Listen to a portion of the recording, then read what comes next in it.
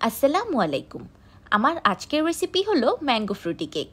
কোনো রকম artificial colour ও essence ছাড়া পিওর পাকা আমের স্বাদে ভরপুর একটি কেক।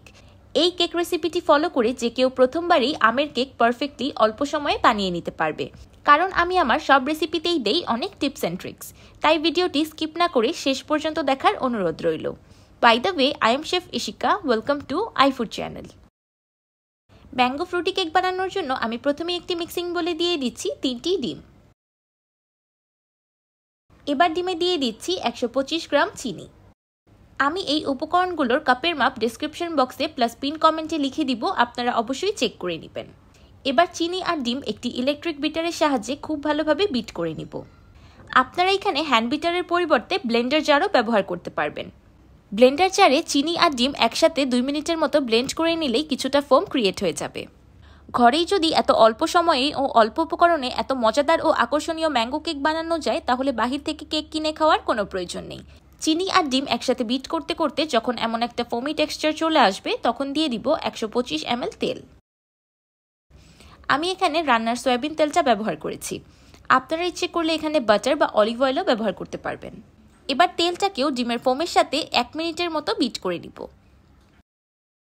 তেলটা বিটার দিয়ে বিট করেন বা ব্লেন্ডারে ব্লেন্ড করেন, 1 মিনিটের বেশি করা যাবে না, তাহলে ডিমের ফোমটা নষ্ট হয়ে যাবে। এবার একটি চালনির সাহায্যে শুকনো উপকরণগুলো অ্যাড করে নিব। প্রথমেই দিয়ে দিচ্ছি 125 গ্রাম ময়দা,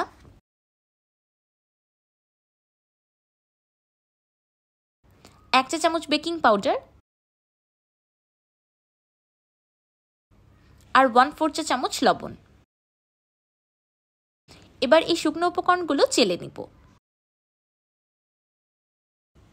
এবার একটি স্প্যাচুলার সাহায্যে কাট অ্যান্ড ফোল্ড প্রসেসে শুকনো উপকরণগুলো ডিমের ফোমের সাথে মিক্স করে নিব। আমি আবারও একবার বলে দিচ্ছি, আমি এই উপকরণগুলোর কাপের মাপ ডেসক্রিপশন বক্সে প্লাস ফার্স্ট কমেন্টে পিন করে দিব, আপনারা অবশ্যই চেক করে নেবেন। এই কাজটা একটু আলতো হাতে করতে হবে, বেশি তাড়াহুড়া করলে ডিমের ফোমটা পড়ে যাবে। যখন শুকনো উপকরণগুলো খুব ভালোভাবে মিশে যাবে আর কোনো ময়দা দেখা যাবে না, তখন মেশানো বন্ধ করে দিব। হঠাৎ কেক খেতে ইচ্ছে করলে এই ম্যাঙ্গো ফ্রুটি কেকটা একদম পারফেক্ট, অল্প সময়ে হাতের কাছে থাকা অল্প উপকরণেই তৈরি করে নেওয়া যায়। এবার একটি মিক্সিং বলে দিয়ে দিচ্ছি 1 কাপ পাকা আম। আমি আমগুলো কিউব আকারে কেটে নিয়েছি। এবার আমি দিয়ে দিচ্ছি 2 টেবিল চামচ ময়দা। এবার আমগুলোকে এই ময়দার সাথে কোট করে নিব। এবার ময়দায় কোট করা আমগুলো তৈরি করে রাখা কেকের ব্যাটারে দিয়ে দিব। আগে কেকের ব্যাটারটা তৈরি করে সাইডে রেখে পরে আমগুলো ময়দায় কোট করতে হবে, আগে থেকে কোট করে রাখলে আমে পানি ছেড়ে দিবে। এবার আমগুলো আলতো হাতে কেকের ব্যাটারের সাথে খুব ভালোভাবে মিশিয়ে নিব। আমগুলো ময়দায় কোট করার ফলে আমগুলো তলানিতে পড়ে থাকবে না, পুরো কেকে সুন্দরভাবে ছড়িয়ে থাকবে। সেই সাথে কেকটা বেক করার সময় আমগুলো গলে যাবে না।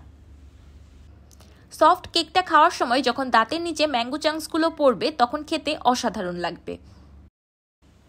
আমার কেকের ব্যাটারটা পারফেক্টলি রেডি। এবার কেকের মোল্ডটাকে রেডি করে নিব। কেকটাকে বেক করার জন্য আমি একটি বান্ট কেক মোল্ড নিয়ে নিয়েছি। এবার মোল্ডে বাটার ব্রাশ করে দিচ্ছি। আপনারা ইচ্ছে করলে এখানে বাটারের পরিবর্তে তেল বা ঘিও ব্রাশ করতে পারবেন। এবার বাটারের উপর দিয়ে দিচ্ছি কিছু শুকনো ময়দা। এবার মোল্ডের চারিদিকে ময়দাটাকে ডাস্ট করে নিব।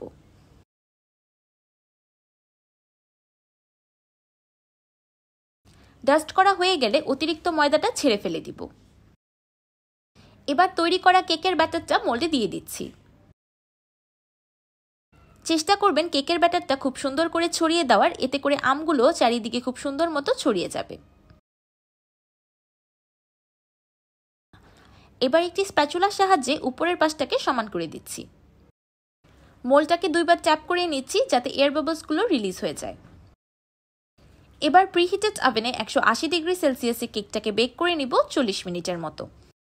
ওভেন স্পেসিফিকেশন অনুযায়ী টাইম অ্যান্ড টেম্পারেচার ভ্যারি করতে পারে। আপনারা এই কেকটা চুলাতেও বেক করে নিতে পারবেন, একদম পারফেক্ট হবে, গ্যারান্টিড। 40 মিনিট পর আমার কেকটা পারফেক্টলি বেকড। আমার এই কেকের রেসিপিটা এতটাই পারফেক্ট যে কেউ প্রথমবারই একদম পারফেক্টলি বানিয়ে নিতে পারবে। চুলায় বানান বা ওভেনে বানান কোনো ম্যাটারই করে না, জাস্ট মেজারমেন্টগুলো ঠিক রাখবেন, তাহলে আপনার কেকটা একদম পারফেক্ট হবে। এবার ওভেন থেকে নামিয়ে 10 মিনিটের মতো কেকটাকে ঠান্ডা করে নিব। ঠান্ডা হয়ে গেলে তারপর সাইডটা ছাড়িয়ে কেকটাকে ডিমোল্ড করে নিব।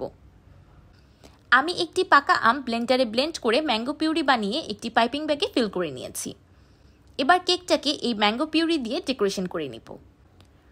আমি কেকটাকে একটা রাস্টিক লুক দেওয়ার জন্য এলোমেলো করে ডিজাইন করে নিয়েছি। আপনারা আপনাদের পছন্দ অনুযায়ী যে কোনোভাবে ডেকোরেশন করে নিতে পারেন। এবার উপর থেকে দিয়ে দিচ্ছি কিছু চপড পিস্তাশিওস। এখন আপনাদের অনেকের মাথায় প্রশ্ন আসতে পারে, যেহেতু কেকটা বানানোতে কোনো রকম এসেন্স ব্যবহার করা হয়নি, তাহলে ডিমের গন্ধ আসতে পারে।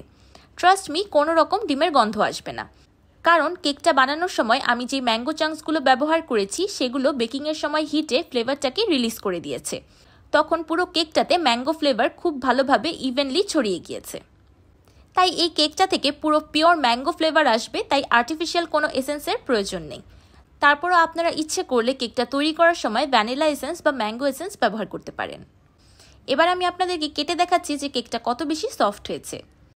কেকটা দেখতে কতটা লোভনীয় হয়েছে এটা আমার বলার কোনো প্রয়োজন নেই, আপনারা দেখেই বুঝতে পারছেন। দেখতে যেমন লোভনীয়, খেতে তার থেকেও দ্বিগুণ মজা। পুরোই পাকা আমের স্বাদে ভরপুর একটি কেক। আলাদা করে ডিমের মেরাং তৈরি করার ঝামেলা ছাড়াই কেকটা খুব বেশি সফট অ্যান্ড স্পঞ্জি হয়েছে। কেকটি তৈরি করতে কোনো আর্টিফিশিয়াল এসেন্স না দিয়ে একদম ফ্রেশ পাকা আম ব্যবহার করায় এটির টেস্ট একদম অন্য লেভেলের হয়ে গিয়েছে। আমার আজকের এই ম্যাঙ্গো ফ্রুটি কেক রেসিপিটি আপনাদের কাছে কেমন লাগলো আমাকে অবশ্যই কমেন্ট করে জানাবেন। ভিডিওটি ভালো লাগলে একটি লাইক দিবেন আর আমার চ্যানেল সাবস্ক্রাইব করে আমার চ্যানেলের পাশেই থাকবেন। আল্লাহ হাফেজ।